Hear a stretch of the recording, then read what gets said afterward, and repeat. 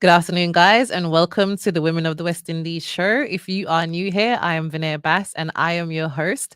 I hope that you're all having a fantastic Sunday afternoon wherever you are in the world and that you're getting ready for a fantastic week ahead as well. So, last week on the W.O.W Show, I sat down with the incredible Anguillian fashion designer and personal stylist, Mrs. Charlotte Hobson. And this week, we're heading back to Anguilla, but via St. Kitts for a fun an inspiring conversation with educator and philanthropist, Mistress Sandra York-Gumbs. Good afternoon, Sandra, and how are things over there in beautiful Anguilla Good this afternoon? afternoon. Good afternoon. Thankfully, we have had some rain. It was extremely hot yesterday, but quite good this afternoon. That's amazing. We had some rain here overnight and early this morning as well, but I don't think we had it as heavy as you did. But in the summertime, I look forward to the rain because the heat is so unbearable. It's terribly hot now. Really, really hot. Absolutely. It's that time of year when you just don't know what to do with yourself. But we give thanks because, there's some people in England who are experiencing 5 seasons in one day. So at least we That's know it. when we have when we have summer. So guys, thank you so much everybody who has tuned in so far. Thank you very much for your eyes and ears. As usual, grab your favorite drink. Settle into a nice and comfy seat and join us for another show filled with inspiration, empowerment, and sisterhood. Welcome to the W.O.W Show.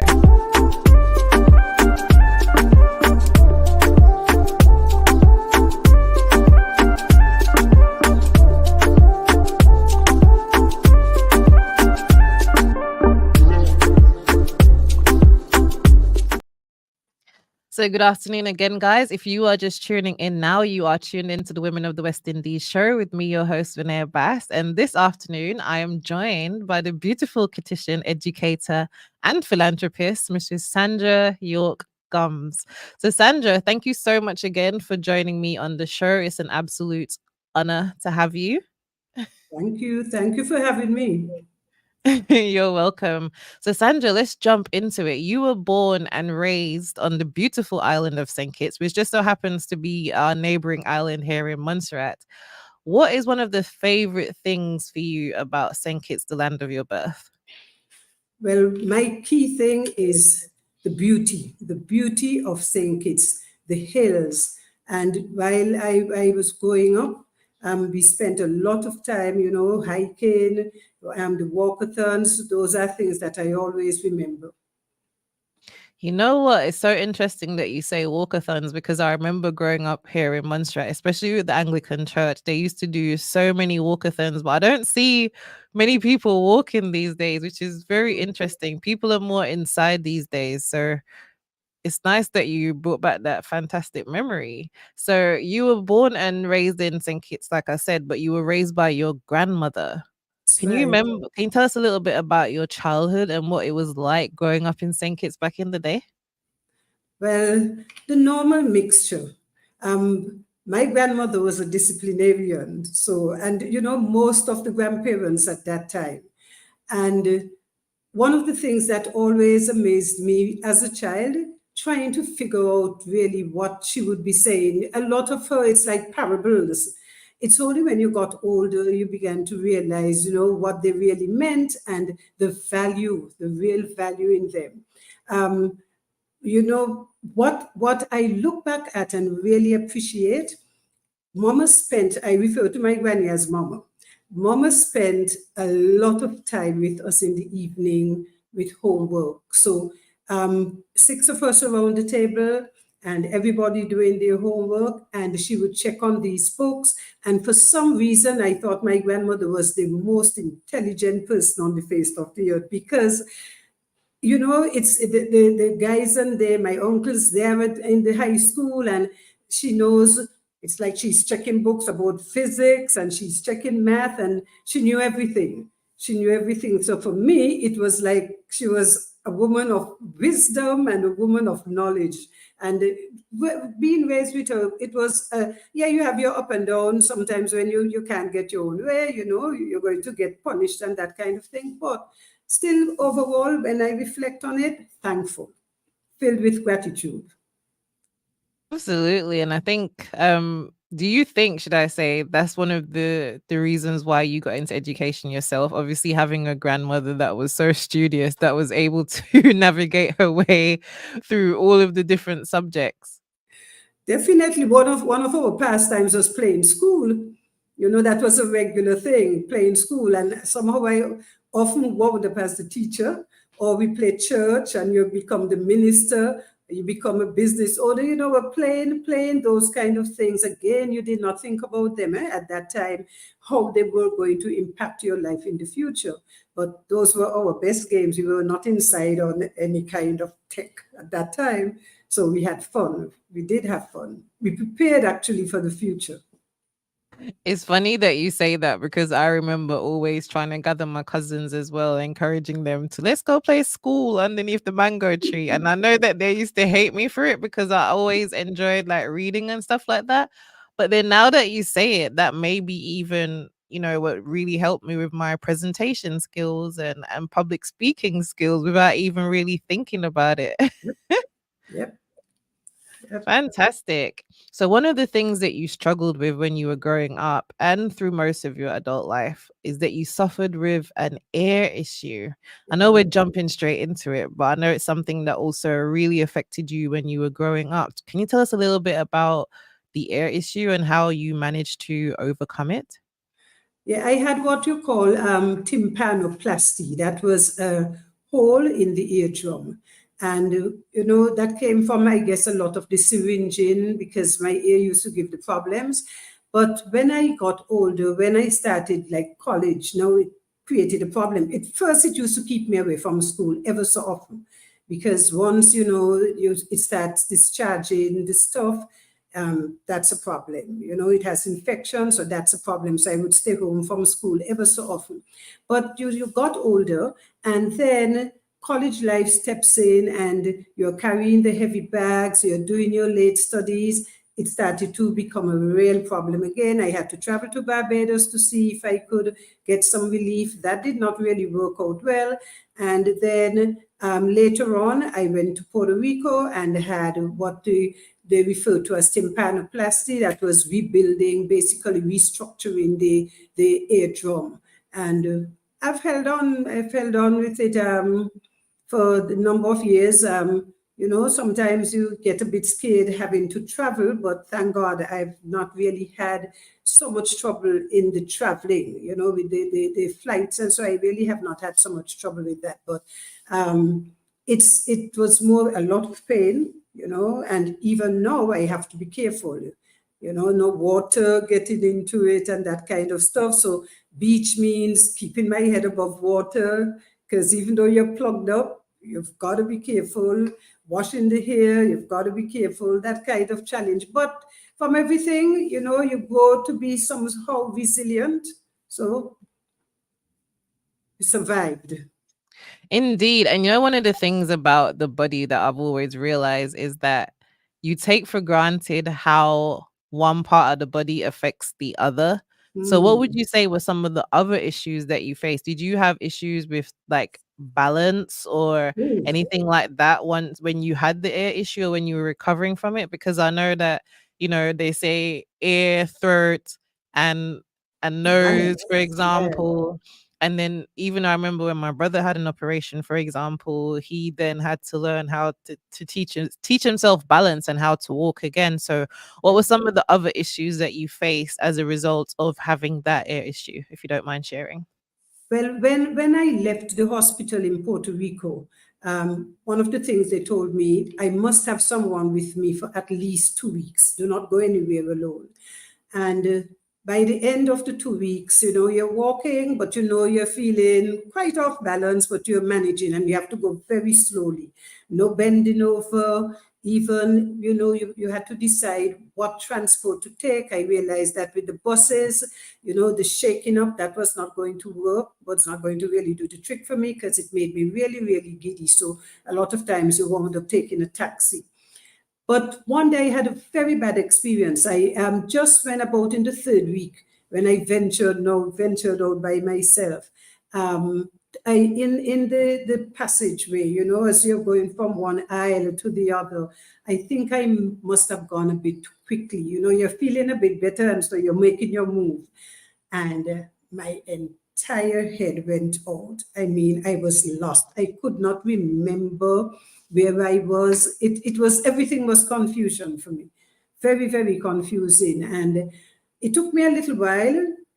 And when I caught myself, I looked around, figured out where is the door to get out so that I can get back home where I was staying, because, that is a frightening experience, very, very frightening. So once I saw that big door, that was it for me. I went full speed.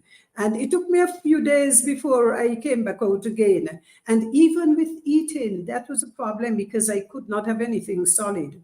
It took me, I think, nearly a month before I could have had anything solid. And I remember one evening, I told the folks with whom I was staying, oh, yeah, I can have some potato. The doctor says I can have some mashed potato. That was bad news. Just that movement of the jaw, that it, like you heard in the head, crack, crack, and that was frightening. It was the same frightening effect I had when I got up off the bed that first day to walk out of the hospital and realized I needed help. I just could not balance myself.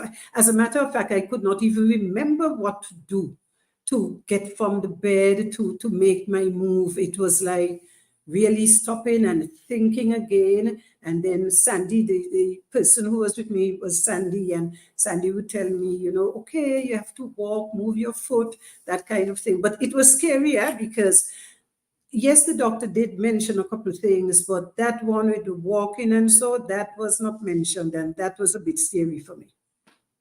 Absolutely, and I think you take these things for granted because until you mention eating, I'll be like, "What does eating have to do with your eardrums?" But obviously the movement of the jaw being so Yeah. close to the ear would affect you as well. So I'm so happy that you were able to overcome that. But I know that there must be someone listening who may be experiencing an ear issue, for example. So how did you manage to navigate your way through that as a child and still maintain your sanity and still attend school and things like that? How did you not get depressed, and kind of want to give up?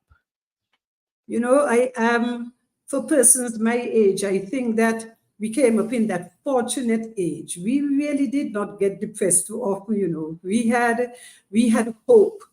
There was a lot of hope. Like my grandmother, mama would be there saying, come, you have to move, you have to move around, you have to get up. So there was no reason to be sorry for self.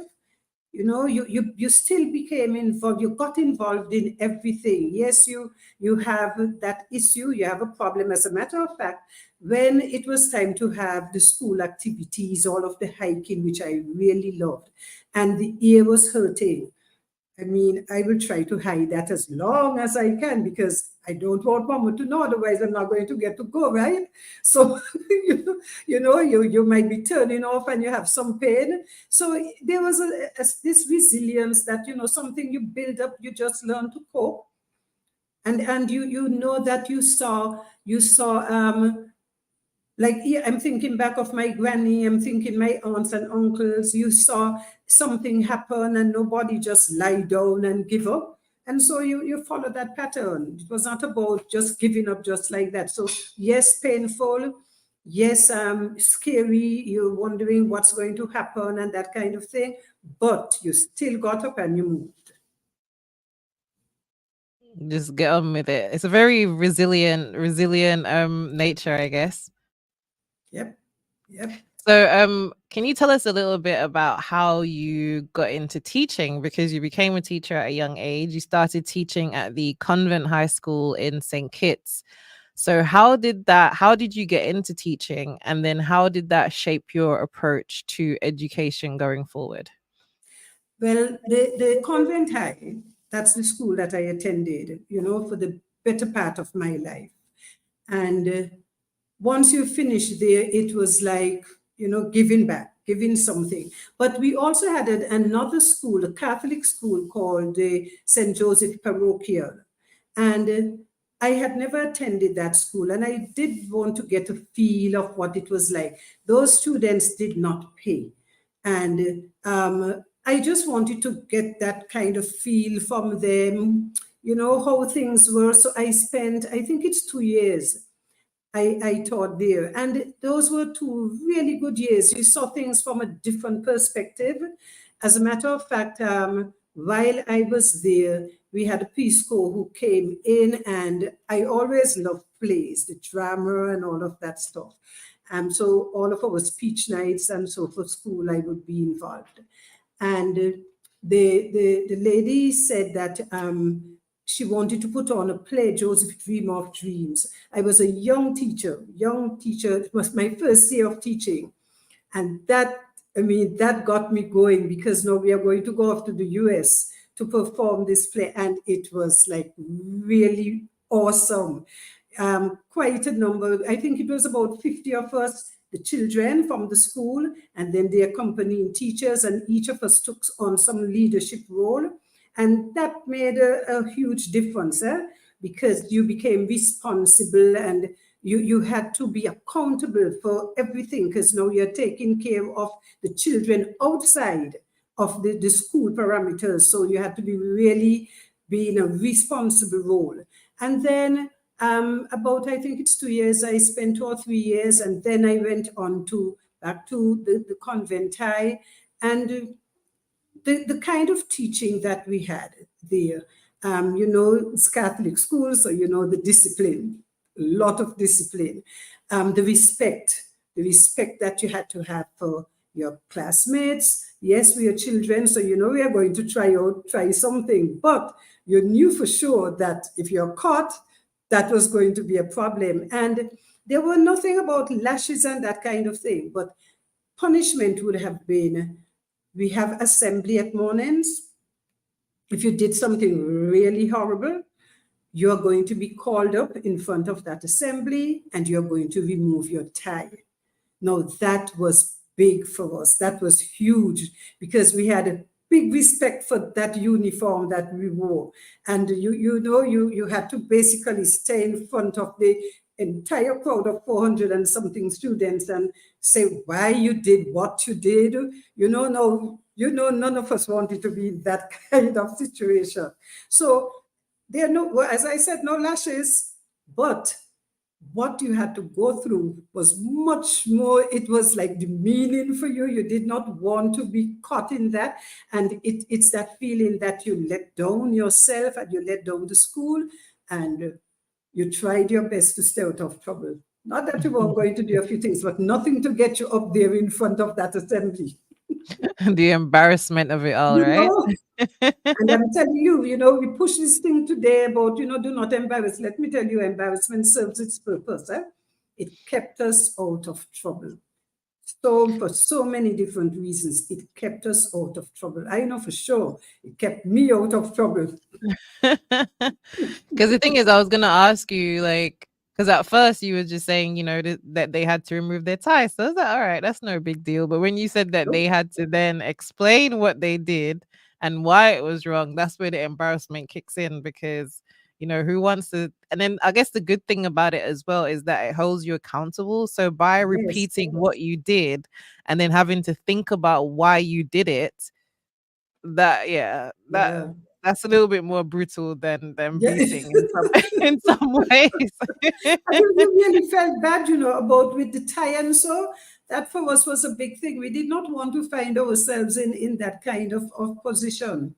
We did not want that. There was something about being a student at the convent high that you held there. And it was like you're going to, I lived next door. I lived across the street from the school. And the last thing I wanted was my grandmother to be called over to the school. Because, that's a different story altogether, right? So there was this thing. You really looked out for yourself, and you looked out for the other students around you, those who were your friend. My best friend was Lorraine, when we are still like sisters today, and her mom lived just over the wall from school. And sometimes you're wondering, boy, I wonder if Pammy's peeping anywhere. I'm wondering. So you had a close eye on you, and it kept you holding yourself together, kept you. Fantastic. Thank you so much for sharing your childhood stories there. So guys, if you're just tuning in now, we're going to take a little break and we'll be right back in a few seconds.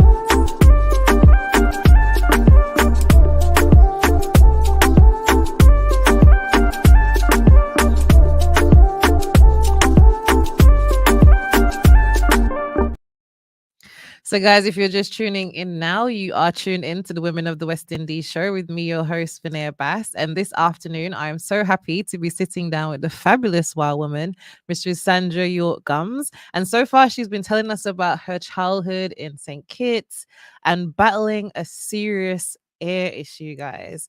So now we're going to move into another part of the conversation where we're going to be discussing her transition from St. Kitts to Anguilla. I just want to say a big shout out to all of the regulars who are tuned in. Thank you so much for your eyes and ears this afternoon. And Sandra, you moved from St. Kitts to work in the public service in Anguilla, right? So what would you say was some of the challenges that you faced when you made that transition? You know, first thing is culture. Huh? You were in an environment, private. It's a Catholic institution. There's a lot of discipline, and you move into the government. I'm not saying that in the government you do not have the discipline, but it's different. For me, I had to learn. I had to understand the culture, because I think understanding is very, very important, because you're moving into someone else's space and you want to make sure you can understand and appreciate. You want to feel welcome for sure. So you do not want to ruffle feathers. You want to get to learn as much as you can. And then you know that there has always been the St. Kitts Nevis Anguilla issue from that political stance. And I'm coming out of St. Kitts and I'm coming into the workplace. So, you know, I had to be really careful there, you know, those kinds of challenges. But one thing I must say, I was very fortunate. I started in teaching. Well, actually, when I reached in first, when I got to St. Kitts first, I did a short stint in the teaching, and I had an excellent head teacher. Teacher Norma. Teacher Norma was just top of the line for me. The staff, they were wonderful. The young people, the students, they were really good. And I spent a short time with them and I enjoyed every moment of it. I left and I went off to the Ministry of Infrastructure. I did a stint at the Ministry of Finance. And again, you had to learn. You had to transition again, because now you're moving out of the teaching and you're going into the office and the management, that new sphere. And so one of the things I had to do now, take what I learned from teaching, because in the teaching, you are actually in charge of your classroom. So you're already leading. And so you go to that environment and you want to make sure you understand everything. Right? Even if you are placed in a position that you think it's higher than another, for me, understanding from the ground level was very important. So a lot of asking, a lot of observations, you know, a lot of intermingling, helping to do some of the work just for me to get my head around it, because that was not my background. And, you know, asking to look at files, taking time to read them and understand. And the ministry, it had like 5 different departments. So you want to understand all of those things. And then again, I had excellent permanent secretaries. I've always been very fortunate, really good permanent secretaries. So when I asked if, you know, I can come to meetings so that I can hear the discussions, even if at that time, it was not directly affecting what I was doing, but just for me to get a sense, an overall sense of what transpired throughout the entire ministry. Because in my mind, for me to function, for me to deal with anything, with any finances and all of that, you needed to fully understand what was happening. So that transition, it had its ups and downs, but for me, more good than anything else. So, and I like to stay on the positive. So, yeah, you go through whatever it is, but you don't go sleep with it. So that's no problem.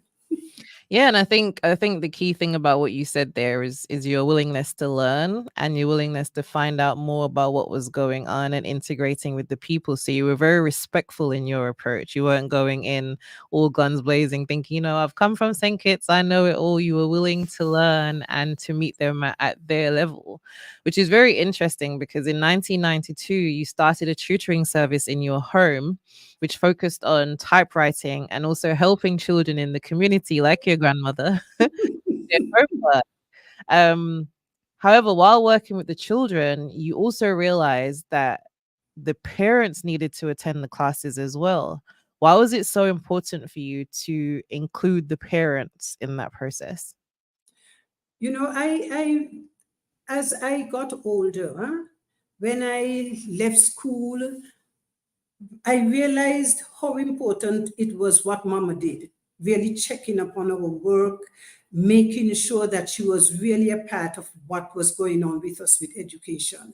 And what I noticed, the parents did not mind me assisting the children, but they were not a part. And I felt that, look, if you can be a part of it, then communication, that's the first thing, you have a better communication with your children. You will understand, because a lot of them had this idea that I don't understand all of these modern things that they're doing.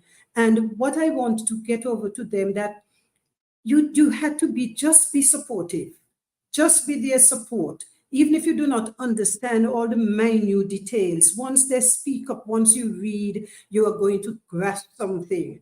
And if the children realize that parents are involved, it makes the world of difference to how they are going to receive, how they are going to behave in the classroom. So for me, it was so important that they became a part of what we were doing in the center. Really, really important.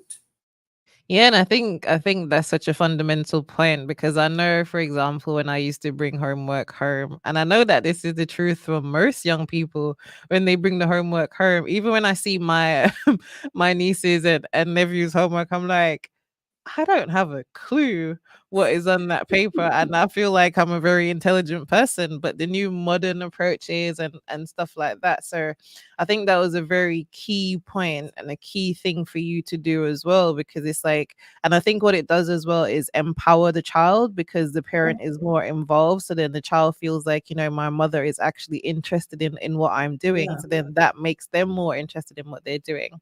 But in 1992, your goal was to assist the children and the parents in the community. But by 2002, you decided to expand your services and create a dedicated space, which I think you're sitting in now, to reach Yes. more people. Can you describe what the original vision behind the Comprehensive Learning Center was back then and how it has evolved over the past 22 years? Like, how has things changed from when you were helping children in your front room to now 22 years later? Yeah, well, just with that experience with the parents, you realize that, you know what?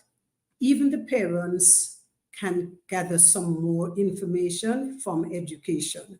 And in speaking to persons, you realize that some persons left school, I would say maybe prematurely for whatever reason. They did not feel like they accomplished what they would like to.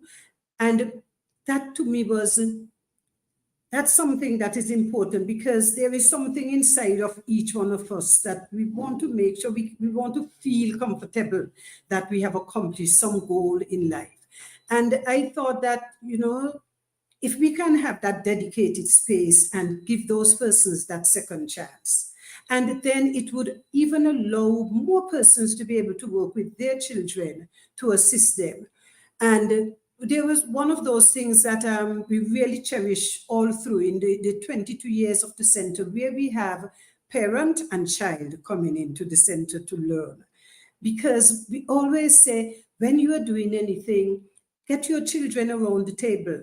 whatever you're studying, whatever you're doing, come around the table so that they can see that you too, you are learning, and that will help to reinforce the importance of that education.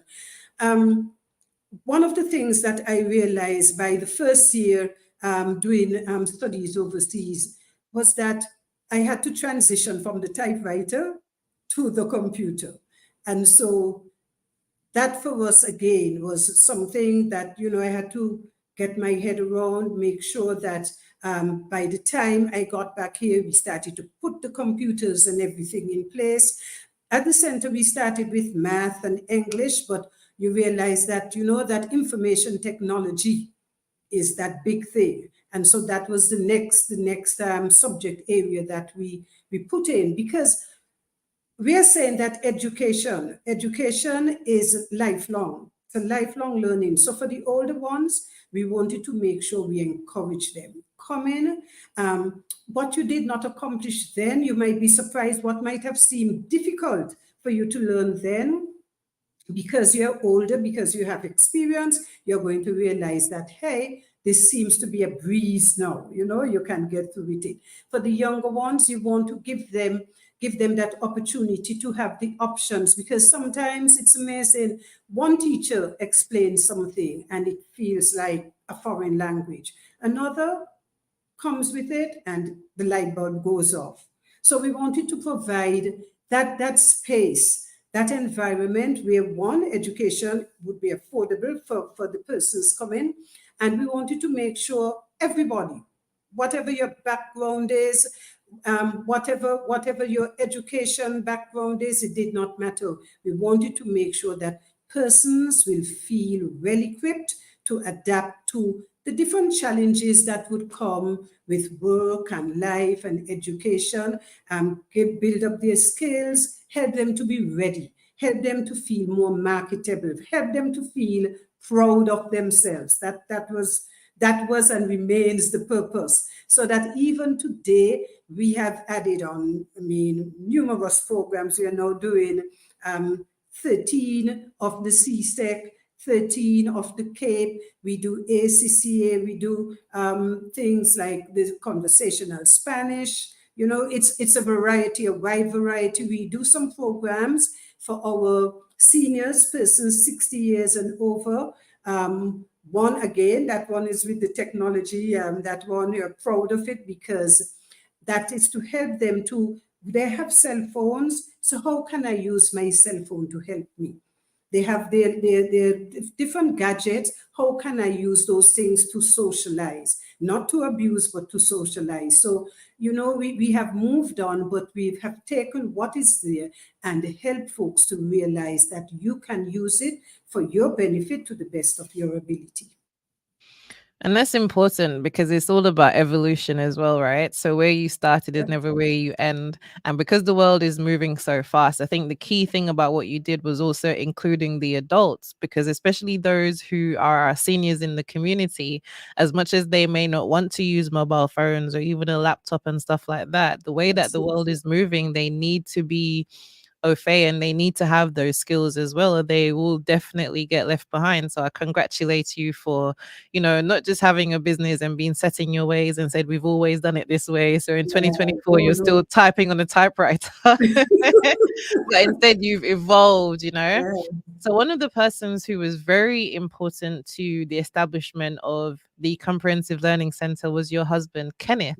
He was your rock over the years, but unfortunately in 2012, he was unexpectedly diagnosed with a brain tumor, glioblastoma.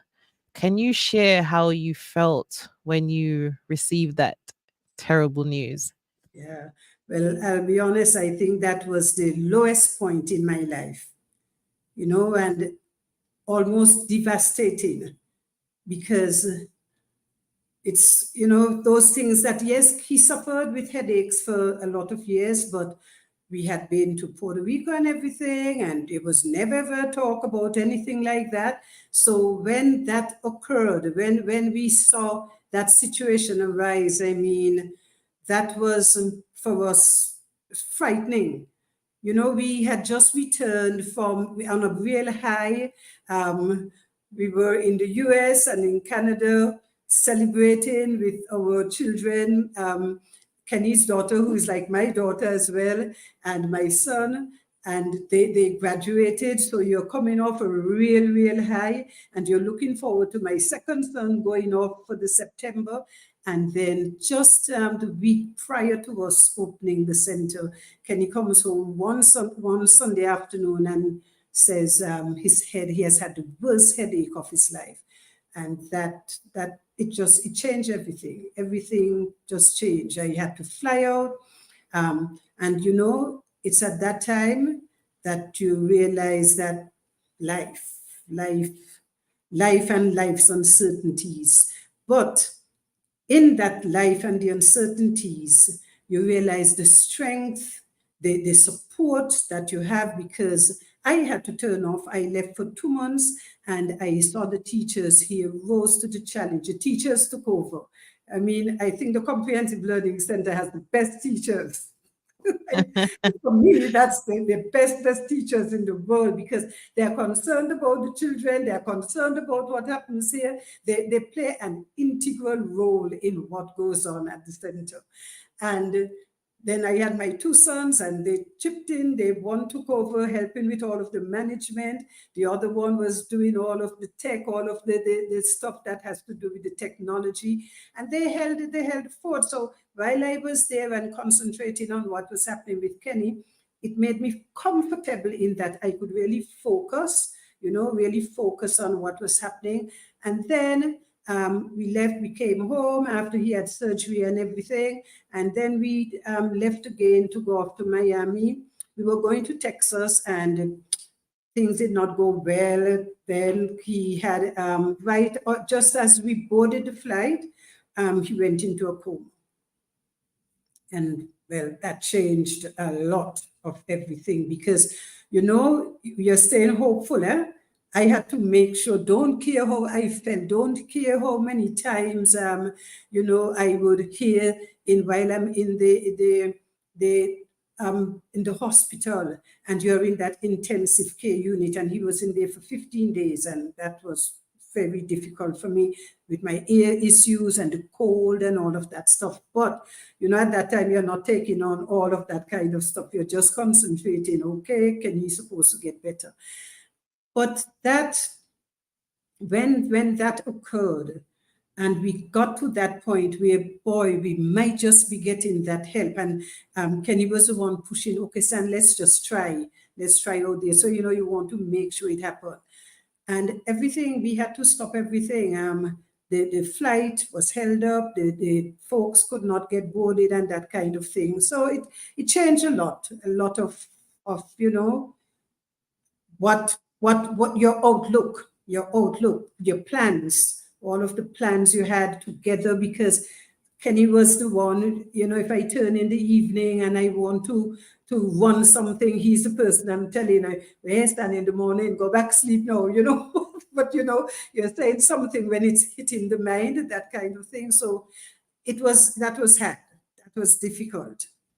I know, and I remember when we were having our initial conversation, after that incident on the plane, I remember you saying something to me that I found that was so selfless, is that you decided not to tell your children or your family members until the next day, because I think it was like in the middle of the night or something like that. So Yeah.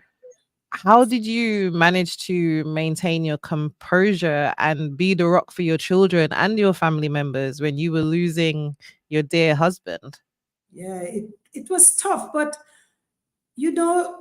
there is somehow you have to think of others. Growing up, you would hear so often about persons calling 2 and 3 o'clock in the morning and giving some bad news to family members, and then some old person taken and they get a heart attack and that kind of thing. And I had to really think about it. 3 o'clock in the morning, when Kenny's coming out of the surgery, when I call to wake up Kenvis and Kendra, how does that help me? How does it help them? When I call Kenny's sisters, Claire, how is that going to? The only thing I could think, that they're frightened because they know he's overseas, and if the phone rings at that hour, all they're going to be hearing, thinking about is bad news. For me, I could not do it. I thought that you have to be considerate. And I knew that they could not change anything. So it was tough. I would have loved to hear a familiar voice, but you had to think of what would happen when I called on that end. What would that reaction be? How was it going to bother them? How was it going to, devastate them 3 o'clock in the morning? For me, it did not make any sense. So I started calling rather just after 6 in the morning. I started with who I felt would rise early, and kind of laying it on, well, okay, this is where we are at. We are at the Memorial Hospital, and, I'll keep you all, fill you all in. And it was tough. The lucky thing, I had a very good friend there, and one of my uncles who lived in Texas, who was waiting on us, who expected us. He told me about my grandmother's goddaughter. He said, oh, Joyce lives there, you have to touch base with her. And then I got in touch with Janet. And so, you got the support. I mean, you're going and you're looking at Kenny and you're looking at all of these things, the gadget, all of the equipment and all of that stuff. And you're keeping hope alive, because I'm going in every day and I'm talking, hoping that he's hearing something, hoping that things will change. And, I have to make sure I send that same kind of message to Kenvis and Kendran, because the two of them, I left them at home. So it was doing my best to keep myself going. I'm talking, trying to keep Kenny going, hoping, and the same thing I had to apply. And when I speak to them, I'm speaking to myself at the same time, trying to build myself up at the same time. It's so true, because I remember once someone sending me a WhatsApp message. This was even before my dad passed away, saying that my dad had died, and I was at work and I literally just broke down in that moment. So I really understand where you're coming from that perspective. So thank you so much for sharing that, because I know that that was so difficult, such a difficult time in your life. But guys, just going to take a quick break and we'll be right back.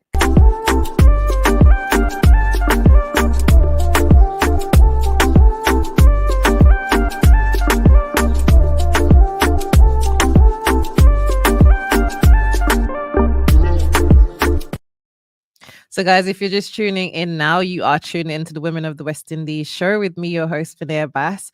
And this afternoon, I am sitting down with the wonderful Miss Sandra York-Gumbs. She was just telling us about, building up her organization, CLC, and unfortunately, the loss of her dear husband, Kenneth. So we don't want to leave things on a sad note. So just to lift the conversation a little bit more, Sandra, your late husband, Kenneth, helped you to build CLC to where it is today. What does his legacy mean to you? Kenneth was one generous person. Everybody in the community called him to help out to do something. He was a builder, and everyone called him. And we built this center. Well, that's how I learned to tile, and I learned to paint, and, to do everything. And the children, all of us chipped in. But not only us, but Kenny's friends as well came, and everybody came together and helped to build that center. And so that same generosity is extended to the students who come here. We do quite a bit of programs that where the persons do not pay. If we have a student and for some reason something goes wrong and that student cannot afford to pay, I mean, for me, it's unthinkable to send that student home, tell them they have to stop, because there's more to gain in giving that student that opportunity to achieve whatever the goal is than to wait on a $75, to wait on a $65. I don't think you can't equate what the life that is changed has nothing to do with that money part of it. That's that generosity, and you think of it that person can go on to appreciate, to be filled with gratitude, and help to make an influence, an impact on someone else's life because someone helped them. So Kenny was that kind of person, very empowering. When I would come up with any ideas, and so yes, and that could work, and he came up with some idea, and we work it together, and we kind of look at it and vision it in the long term, and see, well, okay, let's see how this one will work out, and then you decided if you're going to incorporate, or if we better put that on the back burner. His whole caring, the way he cared for others, that for us, that's the legacy. And it's the same way that the teachers, all of us, whatever we are teaching, it's so important for us to make sure that the students feel cared for, that they feel, yes, we're going to give you, sometimes you have tough love, sometimes you have to correct them, and you have to be tough with them. When you see that they're not doing what they're supposed to do, or they're falling behind, and they can do better, and they're going to disappoint parents, the adults, sometimes you get the adults, and the adults, oh, I'm going to give up because I didn't get fear. Most of the times when the adults are here, fear is something that will overtake them quickly. As soon as SBA time, oh, Miss Gumbs, I can't do that, or they're going to tell their teachers, because fear comes in. And that is when you really, you have to try and help them to work through those kinds of issues. Sometimes whatever the experience was that they would have had, in their younger days, you try and you work through those things with them. The center is really well known for its mentorship, its encouragement. We do a lot of mentorship. And, it's now that we have so many of our students with, always an anxiety and a depression and some problems, things have changed. To the time when the center began to now, I mean, things have changed radically, right? So you really have to keep on top. You have to remember the purpose, why we are here, and you have to make sure you do not leave that behind, regardless to what happens. And I'm not saying that sometimes you might not say, boy, I wonder if this is worth it. Sometimes that might come to your mind, but Yeah, by the time you sit down and you study, you realize, boy, look at how many persons have benefited. Look at how, come, have hope. Have the same hope that you are pushing all the time. You can't give up. You have to be a people of hope, you see? absolutely. And one of the things I know that drives you very much is your faith. You've even been awarded I hope I say this properly, the Pro Ecclesia A Pontifex medal by Pope Benedict the 16th. How do you integrate your faith and your values into your educational and leadership practices? Well, hope. Hope. Romans 12:12 tells us we must rejoice in hope. It says we have to be patient in tribulation. And each person, each one of us will have that experience, that tribulation. And we have to be patient. We have to go through. We have to be constant in prayer. And if we do not show that, look, things are not necessarily good today, but maybe next week, so you have to keep hoping. You have to be a people of hope. And that to me is one of the big things that we have to keep pushing. So that prayer, that prayerful life, because that medal is, given for service in church, working with our young people. So you work across with a number of different persons. When the older persons come in, and somebody might feel down and out, sometimes it's something to do with their children. They feel not paying attention. Sometimes the children are busy working and they're not visiting them enough, and that kind of stuff. You have to sit with them and talk with them and remind them, okay, they have their life and they're going to come by. And you really, you want to provide that sense that don't give up. Don't give up at all. So that for me, church, that faith is, it's like my foundation. It's strong. It's, I listen, I think back on the things that my grandmother, would say, talk about God and talk about the things that we do and what's going to carry us in the future and the things we can hold on to. And that foundation, I just find to me very, very strong, very supportive. That rejoicing in hope, really, really supportive. Yeah. Fantastic. So, what advice would you give to young educators and leaders who are just starting out in their careers and looking to make an a meaningful impact like you have, especially now when we're dealing with Gen Zs who are more into their mobile phone devices, Yep. some who may at this point even chop off their hand to have a mobile phone. Um, Obviously, working in the learning center over the years, like I said, you've seen how education has evolved and also how we access education has also evolved. So, what advice would you give to young educators and leaders who are coming up behind you? They have to be hopeful. They have to be a people of hope. They have to help to share that message. They have to remember that one thing, nothing happens overnight. You have to take time. You have to be able to be that influencer. Our young people now are looking online for all of the influencers. But the leaders, the teachers, those persons who are out there and dealing with the young people have to remember that they are molders of lives. And I think that is something that we must not take lightly.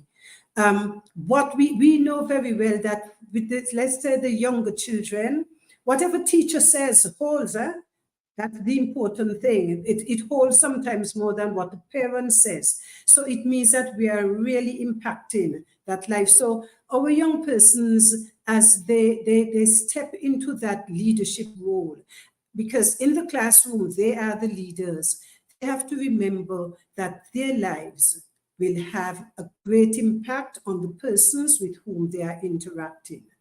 They have to also exude that hope.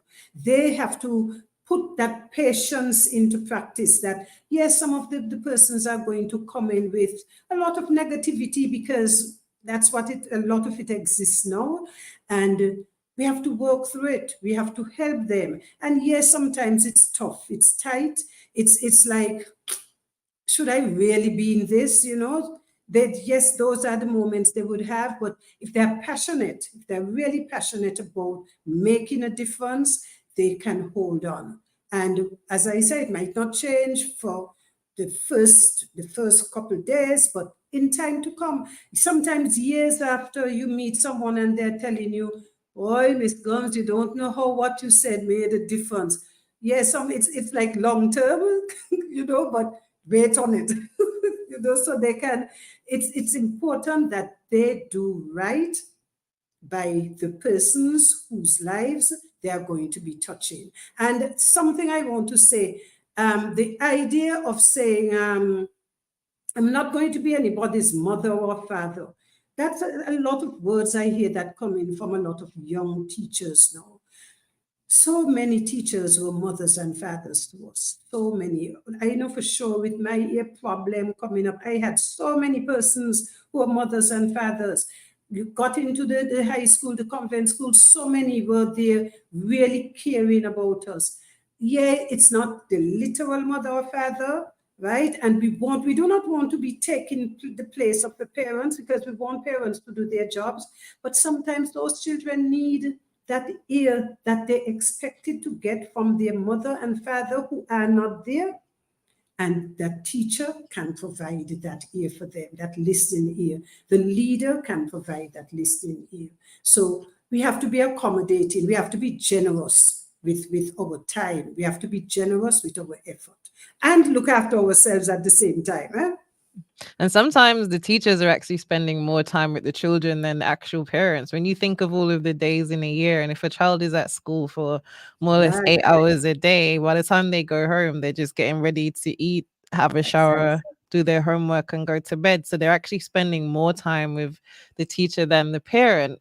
But before Absolutely. we bring this conversation to a close, I've had such a great time listening to all of your fantastic stories, and you're such an empowering and an inspiring woman. So I'm sure this next question may throw you a little bit, but it's something that I have to ask every guest that comes on the Wow Show.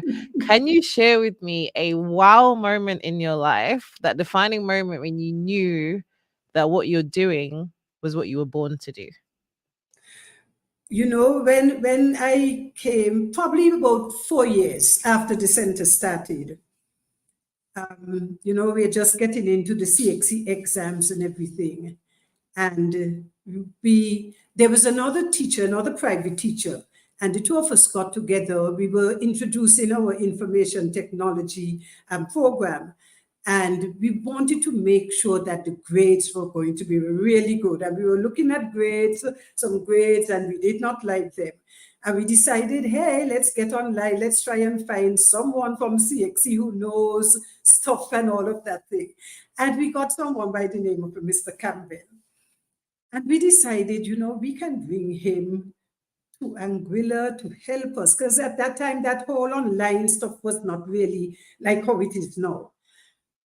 And I went up to education, to have a talk with the folks. And boy, they did not buy that, because I was thinking, let's bring in the other students from the government school. But they really had their teachers and everything. So I kind of understood where they were coming from.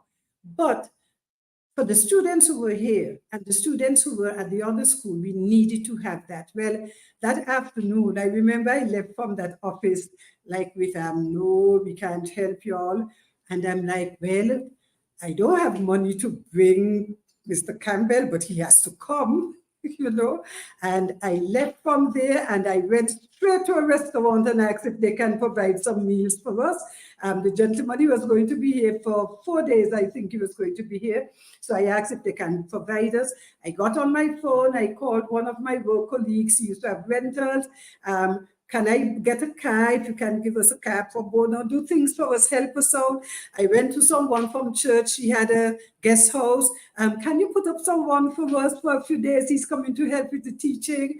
And the other lady, she chipped in. She started to check about getting the flight, because, hey, we had to pay for this flight, but we don't have money, right? And we worked on it. And, we got the gentleman in. And Fantastic. it was a blessing. It was a blessing, because we got the children from the same high school as well. We rented what we call the Teachers Resource Center, and we had about 60 persons turning up there. And I did not have any money to pay the gentleman when he came in. The arrangement was, what if you bring us some packages, information and so, and we are going to sell that to the students. I'll charge them 20 US. And 20 US will work out good for the Jamaican currency. And he said, all will go to you. And he bought the stuff. And that's how we did it. And one of the benefits we had, at that time, my oldest son was in sixth form. And I asked him, mind you, this was not on the whole agenda first, right? On our whole listing. But I asked him, can you meet with those sixth formers who doing the computer science to make sure that things are going all right? And he agreed, and we set up. And lo and behold, they were doing some things wrong with their SBA. That was a blessing. They worked until, I think they were in this room until about 4 o'clock in the morning. And Oh, wow. after that whole thing, I said, well, I am not going to come out of this. I'm going to stay in this for a long time. It felt like I really achieved something. And there was one of the persons from education. I called her, Miss Foy. She has since passed on, and she gave me her full support, and I'm telling you, it made so much, it did so much for us. I think that year, nearly all of our children, if not all of our children, we were really good. I know all of those Absolutely. from this center and from Miss Fraser's center all were successful, and the majority of those from the high school, they were successful. So that for me was a wow moment. It was a team effort, but it worked beautifully for us, and to give the children again hope that they can get through. Yep. Absolutely fantastic. So we're very short on time. My next question would have been who your recommended guest will be, but you can tell me Oh, that offline. But thank you so much for sharing your fantastic story, Miss York-Gumbs. It's been such an inspiration listening to you, and your wow moment was truly fantastic. So thank you so much for joining me this afternoon. To everybody who has tuned in on Radio Anguilla and also in 664 Connect Media, thank you so much for your eyes and ears this afternoon. Next week, we are heading to another sister island of Montserrat, Nevis. We'll be meeting with the young politician Janelle Nisbet, and she'll be in to tell us her fantastic story of how she went from being an OECS ambassador like me to one day I turned around and she was the Minister of Health in Nevis, right? So, and that was literally within a matter of a year and a half. So, guys, it's going to be a fantastic show next week. So, make sure that you tune in. And as usual, make sure you set your alarms every Sunday from 4:30 p.m. You can catch the show on 664 Connect Media on Facebook and on Radio Anguilla. Until next time, guys, I hope that you have a fantastic wow week this week. Thank you. Thank you very much again, Sandra. Thank you. Thank you so much, Vernaire. Thank you for having me. You're welcome. Take care, guys. Bye.